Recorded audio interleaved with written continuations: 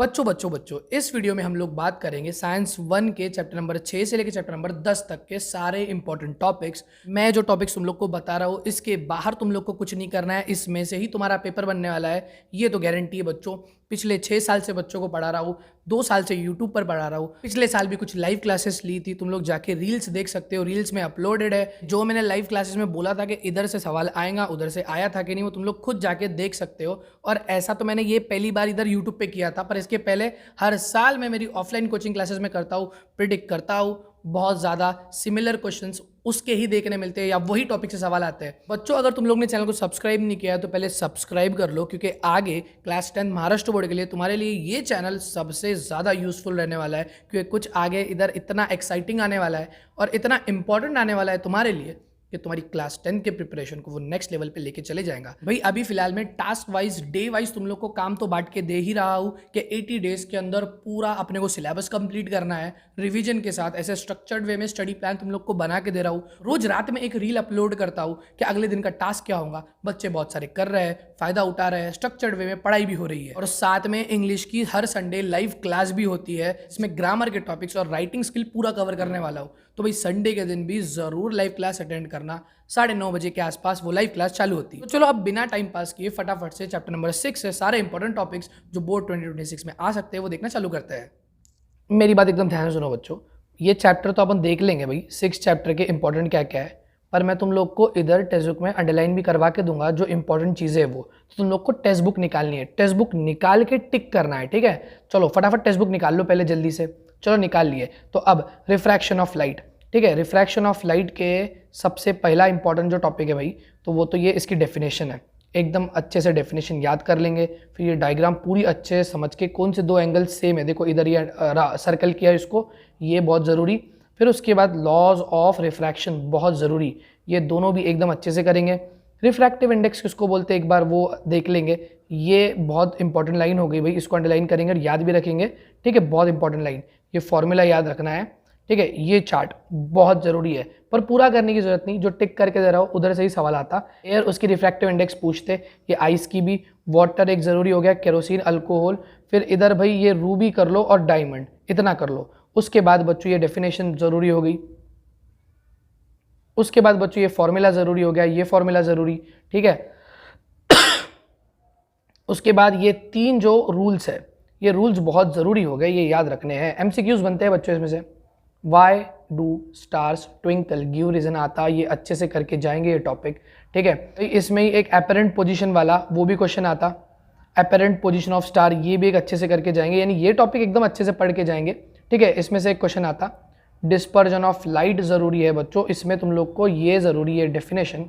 फिर उसके बाद बच्चों सबसे देखो ये जो अंडरलाइन कर रहा हूँ वो ज़रूरी याद रखो क्या भाई, इधर से इधर तक ये बहुत ज़रूरी है अंडर ये लाइन, कि भाई इधर तक मतलब ये नैनोमीटर तक वेवलेंथ वाली लाइट अपन देख सकते वो, ठीक है। फिर रेड लाइट जो है मैक्सिमम वेवलेंथ है और वायलेट लाइट जो है वो स्मॉलेस्ट वेवलेंथ है, स्मॉलेस्ट वेवलेंथ, इसको अंडरलाइन करेंगे, ठीक है। ये पूरा अंडरलाइन कर लेंगे, बहुत इंपॉर्टेंट। सबसे ज़्यादा कौन सी लाइट बेंड होती और सबसे कम कौन सी लाइट बेंड होती, ये भी बहुत ज़रूरी। रेड सबसे कम बेंड होती और वायलेट सबसे ज़्यादा बेंड होती है, ये याद रखना है, ठीक है। चलो उसके बाद भाई ये partial and total internal reflection बहुत ज़रूरी, ये भी एकदम अच्छे से करके जाना है भाई। ये डायग्राम एकदम अच्छे से करके जाना है, समझना है भाई। ये क्रिटिकल एंगल है, क्रिटिकल एंगल पे एंगल ऑफ रिफ्रैक्शन 90 डिग्री हो जाता है, ये इंपॉर्टेंट, ये याद रखना है, ठीक है। फिर उसके बाद बच्चों ये रेनबो इंपॉर्टेंट, रेनबो कौन से 3 चीज़ों का कंबाइन इफेक्ट है, देखो ये अंडरलाइन कर रहा, ये पूछते भाई, इतना एकदम अच्छे से करके जाएंगे, ठीक है। उसके बाद बच्चों ये प्रॉब्लम्स बहुत ज़रूरी होती है, ये सॉल्व प्रॉब्लम्स भी देख कर जाएंगे, ठीक है। ये वाला ये फिल इन द ब्लैंक्स तो करना ही है। फिर उसके बाद भाई ये दोनों प्रॉब्लम्स इतना तो करके ही जाएंगे। और देखो ये क्वेश्चन जैसे मैंने तुम लोग को बोला, what is the reason for the twinkling of star, या वाई डू स्टार्स ट्विंकल, ठीक है, बहुत ज़रूरी। अब चैप्टर नंबर 7, चैप्टर नंबर 7 में बच्चों ये चार्ट एकदम अच्छे से करके जाओ भाई। डायग्राम आएंगी, नाम पूछेंगे, ऐसा कुछ सवाल आएगा, ये एकदम अच्छे से करके जाएंगे। उसके बाद बच्चों ये कुछ नहीं, इस पर सवाल नहीं आता। फिर उसके बाद भाई ये रे डायग्राम का बहुत ज़रूरी, ये रूल्स तुम लोग को तीनों एकदम अच्छे याद करके जाने के। फिर उसके बाद बच्चों अगला ये चार्ट है बच्चों, ये चार्ट तुम लोग को पोजीशन ऑफ ऑब्जेक्ट, इमेज किधर बनेंगी, साइज, नेचर, ये पूरा करके जाना है बच्चों। ये किसका है, कॉन्वेक्स का भी और कॉनकेव का भी, दोनों ये एकदम अच्छे से करके जाने हैं। ये साइन कन्वेंशन बहुत ज़रूरी। द लेंस फॉर्मूला, ये भाई ये फॉर्मूला करके जाएंगे अच्छे से बच्चों। जो साइन कन्वेंशन है ना, उसमें देखो ये कार्टेशियन साइन, इसके ये मतलब वो साइन कन्वेंशन के रूल क्या है, ये 5 ये याद करके जाने के 2 मार्क्स के लिए पूछते। मैग्निफिकेशन का फॉर्मूला बहुत ज़रूरी हो गया, ये वाला ये वाला ये वाला, मतलब ये दोनों एक फॉर्मूले, ये दोनों एक, यानी 2 फॉर्मूले। इससे और एक तीसरा बनता, वो भी याद रखना पड़ेगा, H2 divide by H1 is equal to V divide by U। आगे ये पावर ऑफ लेंस बहुत ज़रूरी, फॉर्मूला हो गया भाई इसका, लेंस का यूनिट क्या है डायोप्टर, ये ज़रूरी। कॉम्बिनेशन ऑफ लेंस, उसका फॉर्मूला ज़रूरी, पेपर में इसका क्वेश्चन आता है 1 मार्क्स के लिए। भाई सॉल्व प्रॉब्लम्स ये वाले ज़रूरी नहीं है। भाई ह्यूमन आई बहुत ज़रूरी, ह्यूमन आई पूरी एकदम अच्छे से करके जाएंगे। उसमें ये वाला तो बहुत अच्छे से, भाई ये जो लाइन है पावर ऑफ अकोमोडेशन किसको बोलता है, ये एकदम अच्छे से करके जाएंगे, ठीक है। फिर ये वाला, इसमें भी भाई क्या देखो, और normal human I the near point is 25 centimetre and the farthest point of an object for an human आई, देखो वो किधर है भाई, देखो इधर है वो इन्फिनिटी, ये याद रखना है, ये याद रखना है तुम लोग को। उसके बाद ये इन्फॉर्मेशन ज़रूरी होगी भाई, डायमीटर कितना है अपने आई बॉल का 2.4, ठीक है, और फोकल लेंथ कितनी है ये याद रखनी है 2 सेंटीमीटर। एमसीक्यू में ये क्वेश्चन आते हैं इसके। बच्चों डिफेक्ट बहुत ज़रूरी, ये तीनों तुम लोग को एकदम अच्छे से करके जाने हैं, ये तीनों डिफेक्ट। अक्सर ये दोनों का भाई फार साइटनेस और नियर साइटनेस यानी मायोपिया और हाइपरमेट्रोपिया, इसका डिफरेंस पूछते हैं। ये डायग्राम भी एकदम अच्छे से करके जाएंगे क्योंकि इस पे से भी क्वेश्चन बनते हैं, ठीक है। उसके बाद बच्चों, उसके बाद ये एपरेंट साइज ऑफ ऑब्जेक्ट, ये भी इंपॉर्टेंट।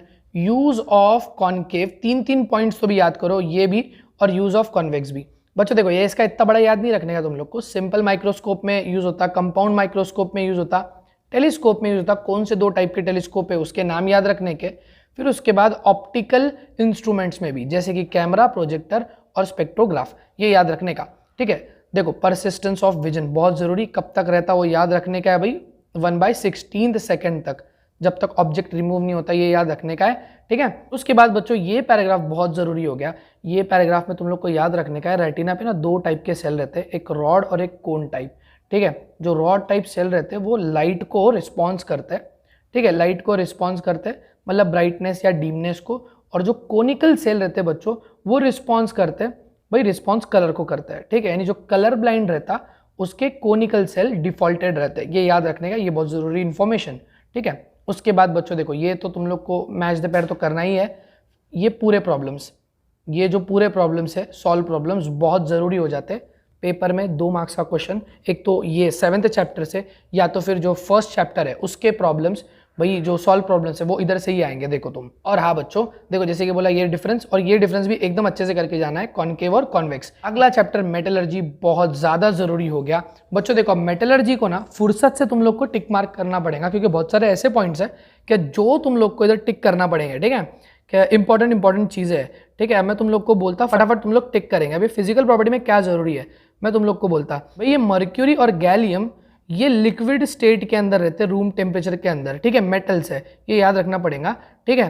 फिर उसके बाद भाई तुम लोग को आगे इसमें तुम लोग को और याद रखना पड़ेगा, भाई ये 3 मेटल याद रखना पड़ेंगे, और ये 3 मेटल सॉफ्ट मेटल है, याद रखना पड़ेंगे, सॉफ्ट मेटल, ठीक है। फिर हाईएस्ट मेल्टिंग पॉइंट किसका है भाई, वो याद रखना पड़ेगा, कितना है वो याद रखना पड़ेगा, टंगस्टन का। भाई लो मेल्टिंग बॉइलिंग पॉइंट वाले मेटल कौन से, वो भी याद रखना पड़ेंगे, ठीक है, ये बहुत ज़रूरी हो गया। अब उसके बाद तुम लोग को physical properties of non metal, इसमें भी तुम लोग को क्या याद रखना है भाई, नॉन मेटल जो ब्रोमाइन है वो लिक्विड है, बाकी सब एक तो क्या रहते हैं भाई, एक तो गैस रहते हैं या सॉलिड रहते हैं, ठीक है। अब उसके बाद नॉन मेटल चमकते नहीं भाई, नॉन मेटल तो चमकते नहीं, पर आयोडीन एक एक्सेप्शन है जो बहुत चमकता। डायमंड भाई सबसे हार्डेस्ट सब्सटेंस है और ये नॉन मेटल है, पर नॉन मेटल हार्ड नहीं रहते, ये याद रखना पड़ेगा, तो ये एक्सेप्शन याद रखने का। फिर भाई नॉन मेटल सारे बैड कंडक्टर रहते हैं, पर ग्राफाइट एक्सेप्शनल है कि वो गुड कंडक्टर है, ये अंडरलाइन किए हुए चीज़ें तुम लोग को याद रखना पड़ेंगी। एमसीक्यूज इसमें से आते हैं या 1 मार्क्स के क्वेश्चन इसमें से बनते हैं, बहुत ज़रूरी। मेटल बहुत ज़्यादा रिएक्टिव रहते हैं, पॉजिटिव आयंस यानी कि क्या भाई, पॉजिटिव आयंस को क्या बोलते हैं, कैटायन, ये याद रखना पड़ेगा, कैटायन बनते हैं इसके, और ये इलेक्ट्रो पॉजिटिव एलिमेंट्स है, ये याद रखना पड़ेगा। फिर भाई ये रिएक्शन पूरे, ये रिएक्शन पूरे बच्चों, इसके नोट्स तुम लोग को ना बहुत जल्द मिलने वाले हैं, इसके नोट्स तुम लोग को बहुत जल्द मिलने वाले हैं, और ऐसे नोट्स रहेंगे कि इतना बड़ा तुम लोग को याद करने की ज़रूरत ही नहीं पड़ेगी। ये रिएक्शंस पूरे अच्छे से करना है बच्चों, क्योंकि और ये सबसे ज़्यादा आईएमपी हो गया, सबसे ज़्यादा इंपॉर्टेंट ये हो गया क्योंकि ये थर्ड चैप्टर में भी है। तुमने अगर फर्स्ट पार्ट देखा होगा ना इसका, तो मैंने उसमें बोला था कि जो 2 चैप्टर के साथ कनेक्शन जिसका रहता तो वो बहुत ज़्यादा इंपॉर्टेंट हो जाता। तो भाई ये थर्ड चैप्टर में भी है, अभी भी है, तो ये बहुत ज़्यादा इंपॉर्टेंट हो गया। इसके ये रिएक्शन के आने के चांसेस बहुत ज़्यादा है, ठीक है। उसके बाद बच्चों रिएक्टिविटी सीरीज़ के अंदर भाई ये याद रखो कि ऊपर वाले ज़्यादा रिएक्टिव, ये उससे कम, ये और थोड़े कम, और सबसे कम लीस्ट रिएक्टिव गोल्ड है। लीस्ट रिएक्टिव के अंदर ये सब आते हैं बच्चों, ये मॉडरेटली रिएक्टिव, ठीक है, ये याद रखना पड़ेगा। फिर ये रिएक्शन भी इंपॉर्टेंट, मैं तुम लोगों को क्या पढ़ाऊँ, रिएक्शंस बहुत इंपॉर्टेंट है क्योंकि रिएक्शंस बहुत आते हैं पेपर में। फिर इन द ब्लैंक्स की टाइप में ये पूरे अच्छे से करके जाएंगे। आयोनिक कंपाउंड बहुत जरूरी बच्चों, 3 मार्क्स के लिए सवाल आता है। एक बार आयोनिक कंपाउंड का सवाल 5 मार्क्स के लिए आता है डायरेक्ट, और वो क्या था भाई, ये प्रॉपर्टीज लिखने थे, प्रॉपर्टीज ऑफ आयोनिक कंपाउंड, यानी आयोनिक कंपाउंड और आयोनिक कंपाउंड के प्रॉपर्टीज लिखने थे 5 मार्क के लिए। एकदम अच्छे से करके जाएंगे आयोनिक कंपाउंड वाला, ठीक है। फिर उसके बाद बच्चों देखो, अभी इसमें जो जरूरी हो गया ना भाई, इसमें जरूरी हो गए ये पूरे भाई सेपरेशन बेस्ड ऑन ग्रेविटेशन, ठीक है, ये वाले भाई विल्फली टेबल एकदम अच्छे से करके जाएंगे। हाइड्रोलिक सेपरेशन मेथड, इस बार ज्यादा चांसेस इसके लग रहे मेरे को। मैग्नेटिक सेपरेशन मेथड, ये तो एकदम अच्छे से करके जाने का। फ्रोथ फ्लोटेशन मेथड भी एकदम अच्छे से करके जाएंगे। भाई ये लीचिंग क्या होती, बस वो समझ के जाना है कि इसमें अपन सोक करते, ठीक है, पाउडर ओर को सोक करते, इसमें नहीं भिजा के रखते। कौन से सॉल्यूशंस में रखते वो याद रखना पड़ेगा। देखो ये 2 सॉल्यूशन अंडरलाइन करके दिया, इसलिए बोल रहा हूँ कि टेक्स्ट बुक नहीं निकाले होंगे, सिर्फ देख रहे होंगे तो कोई मतलब नहीं बनेगा। टेक्स्ट बुक निकालो, टिक करो, देखो इधर से ही क्वेश्चंस बनेंगे। भाई इसमें देखो बच्चों, ये तो करके जाएंगे पर इसको छोड़ेंगे ही नहीं, एक्सट्रैक्शन ऑफ एल्यूमिनियम, ठीक है। ये पूरा चार्ट बहुत जरूरी, और ये पूरा इसका नाम है नोट्स, बहुत जल्द, बहुत छोटे इसमें मैं तुम लोग को लिख के देने वाला हूँ। इसके फ्लो चार्ट्स भी बना के देने वाला हूँ जो तुमको बहुत काम आएंगे। टेलीग्राम ग्रुप है बच्चों एक, ये वीडियो के डिस्क्रिप्शन में, उधर तुम लोग ज्वाइन हो जाओ। उधर तुम लोग को इसके पहले के नोट्स मिलेंगे, और ये जो बोर्ड आओ कि ये नोट्स नहीं है, ये मिलेंगे फ्यूचर में, तो उधर मिलने वाले हैं। बहुत सही नोट्स है बच्चों, जाके एक बार चेक करो तुम लोग, जितने भी है वो तुम लोग को समझ में आएगा, ठीक है। तो ये भी, ये तो वो पूरा एक्सट्रैक्शन ऑफ एल्यूमिनियम का ही है, ये पूरा इधर तक बहुत जरूरी हो गया ये। फिर ये भी जरूरी हो गया रोस्टिंग कैल्सिनेशन। रोस्टिंग किसको बोलते हैं, कैल्सिनेशन किसको बोलते हैं, बहुत जरूरी। देखो ये भाई रोस्टिंग कैल्सिनेशन, ये पूरा कैल्सिनेशन, ये एकदम अच्छे से करके जाएंगे। रोस्टिंग यानी ऑक्सीजन के साथ गर्म करेंगे, कैल्सिनेशन बिना या कम ऑक्सीजन के गर्म करेंगे, ठीक है। ये भी बहुत जरूरी हो गए रिएक्शंस।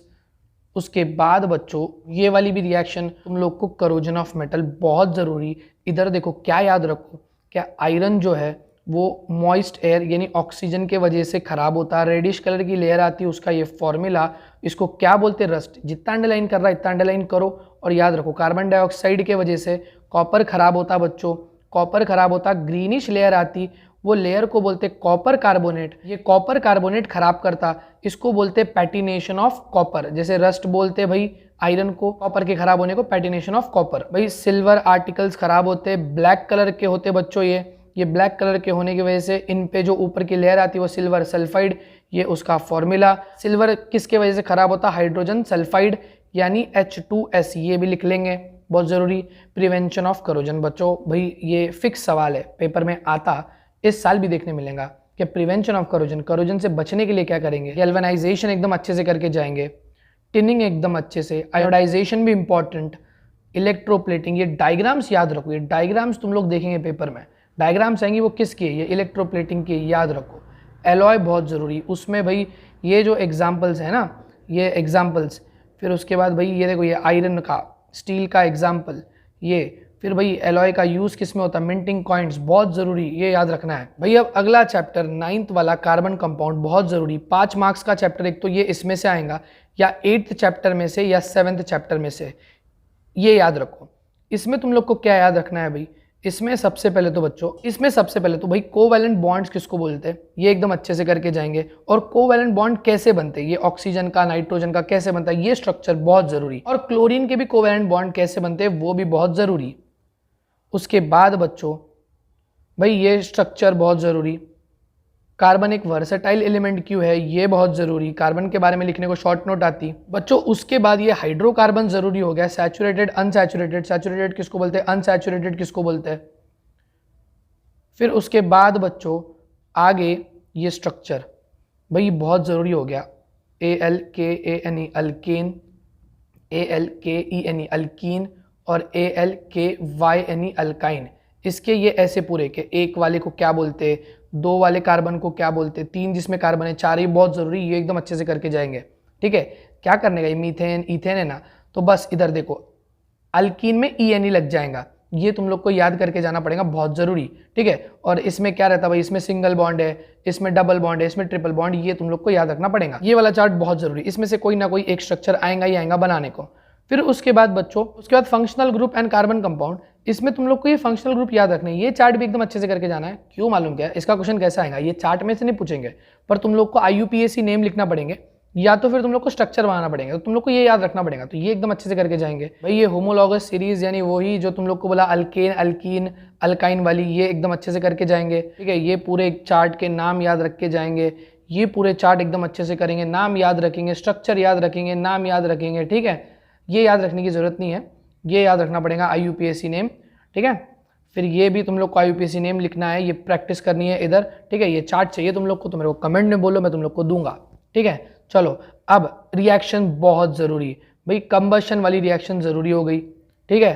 फिर उसके बाद ऑक्सीडेशन रिएक्शन ज़रूरी, ठीक है, ये उसकी रिएक्शन बहुत ज़रूरी, ये करके जाएंगे।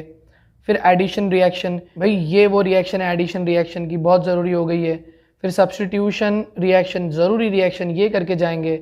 उसके बाद बच्चों देखो, ये इथेनॉल और इथेनॉइक एसिड, ये बहुत ज़रूरी है, केमिकल प्रॉपर्टीज उसकी यानी केमिकल रिएक्शन ज़रूरी। भाई ये डिहाइड्रेशन वाला, ये ज़रूरी, ये रिएक्शन बहुत ज़रूरी, रिएक्शन याद रखो, रिएक्शन बहुत ज़रूरी, एक भी रिएक्शन छोड़ के जाना नहीं है। भाई ये इथेनॉइक एसिड का दूसरा नाम, ये भी याद रखेंगे, बहुत ज़रूरी है भाई ये ज़रूरी।